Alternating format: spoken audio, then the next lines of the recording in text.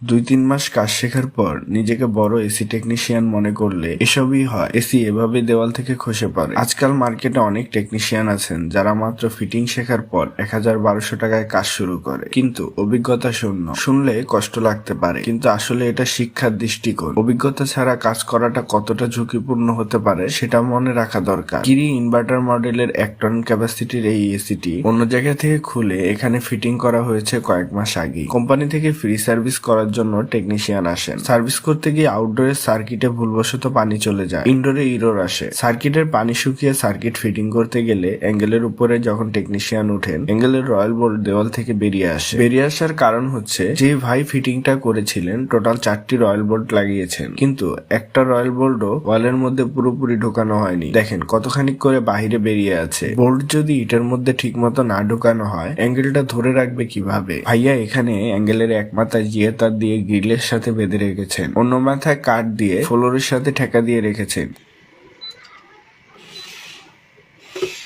এসিটি আমরা চালু করে নিয়েছি। আউটডোরটি 2.4 এম্পিয়ার নিয়ে চলছে, সেকশনেও রিটার্ন আসছে। তবে একটা বিষয় বলতে হয়, ভাইয়ার ভাগ্য খুবই ভালো, কারণ এমন পরিস্থিতিতে গ্যাস বেরিয়ে যাওয়ার চান্সটাই থাকে বেশি, কিন্তু একটু গ্যাসও লস হয়নি। ডেড ক্যাপ খুলতেও খুব ভয় হচ্ছে, খুব সাবধানে খুলতে হচ্ছে। অ্যাঙ্গেলে হাত দিলেই এসি ঢুলছে। ভয় একটাই, যদি ফ্লাইং ফেটে গ্যাস বেরিয়ে যায়। গ্যাস ভালো করে লক করে নিব। কাজ করতে গেলে অ্যাক্সিডেন্ট হতেই পারে, তবে সেটা সমাধানও এমন হতে হবে যেন কোনো পক্ষেরই লস না হয়। আউটডোরটি খুলে যাওয়ার পরে ভাইয়া যখন কোম্পানিতে জানান যে কোম্পানির টেকনিশিয়ানরা কাজ করতে গিয়ে খুলে গিয়েছে, কোম্পানি থেকে বলা হয় ফিটিং আমাদের টেকনিশিয়ান যেহেতু করেনি, এর দায়ভার আমরা নিতে পারবো না। ভাইয়া নাকি বলেছিলেন কিছু টাকাও দিবে। যেহেতু এটা একটা অ্যাক্সিডেন্ট, এখানে কেউ ইচ্ছাকৃত ভাবে করেনি। আমার মতে উচিত ছিল কোম্পানিরও কিছুটা ছাড় দিয়ে কাজটি করে দেওয়া। আপনাদের কি মনে হয়?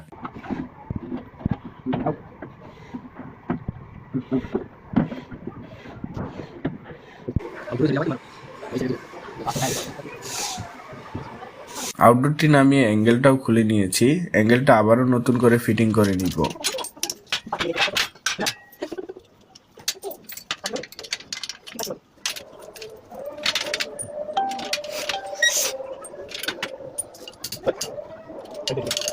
আগের জায়গা থেকে একটু বামে চাপিয়ে লেবেল করে অ্যাঙ্গেলটা লাগিয়ে দিব।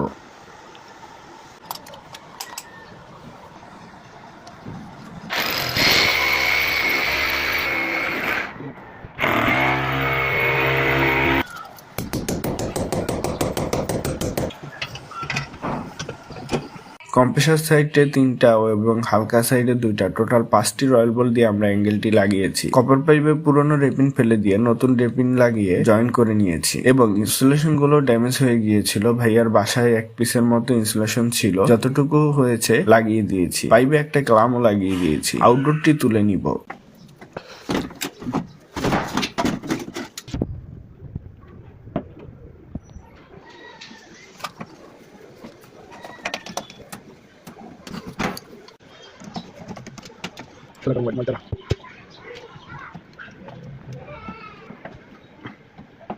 পাইপে জয়েন করে আউটডোরে কানেকশনগুলিও দিয়ে দিয়েছি। পাওয়ার কেবলটা একটু শর্ট হয়ে গিয়েছে, খেয়াল করিনি। শর্ট হওয়ার কারণে পাইপের সাথে ওয়্যারগুলো টানতে পারিনি। আমার নিজের কাছেও খারাপ লাগছে। এদিকে ব্যাকমে লাগিয়ে দিয়েছি। ব্যাকম হচ্ছে। 20 মিনিট ভালো করে ব্যাকম করে এখন গ্যাসটা ছেড়ে সাবান ফেনা দিয়ে জয়েন্টগুলো চেক করে নিব, লিকেজ আছে কিনা।